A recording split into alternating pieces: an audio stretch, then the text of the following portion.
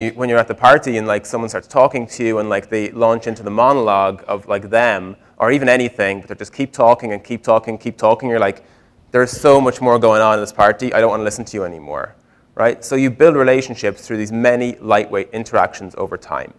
And this is a really, really important idea in terms of design because it is, in my experience, from looking at all the stuff that's being designed in the social space, not what people are doing, right? They're giving people the tools to make things that are more heavyweight.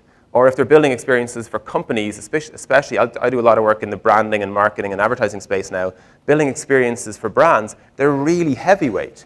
They're really heavyweight experiences. They're like, we're going to create this amazing immersive thing that people are going to get lost in and discover the brand, and it's going to be brilliant, and and it's supposed to be in some kind of social framework, and it's like, that is not how people interact with each other. Right? That is not how people talk to each other, and people aren't going to change, right? Human beings change very, very slowly over thousands of years. Like, people interact with many lightweight interactions over time. So that, to me, is a principle that you guys should be thinking about. And the second thing is when you look at what people talk about. So if you think about how they talk in terms of many lightweight interactions. What they talk about feelings and not facts. And again, this is contrary to a lot of companies, and a lot of brands especially, who want them to talk about facts.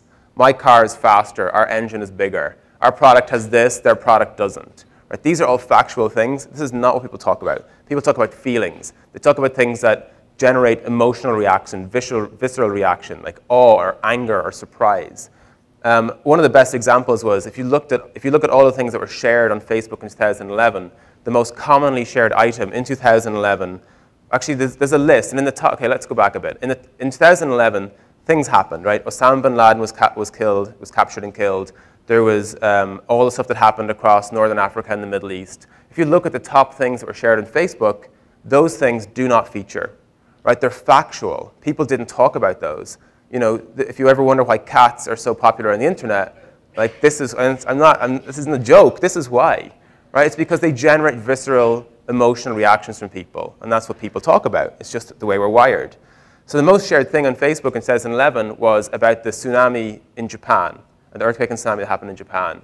But what was shared was nothing factual, not like where it was, what the magnitude was, stuff about the nuclear reactor, none of that stuff. What was shared, and I'm sure you guys saw this, was the before and after photographs.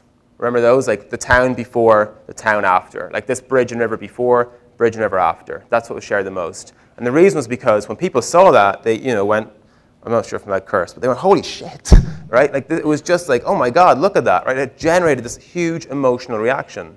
So that's what people talk about. And if you want people to talk about your stuff or want people to interact and engage with your content, it's got to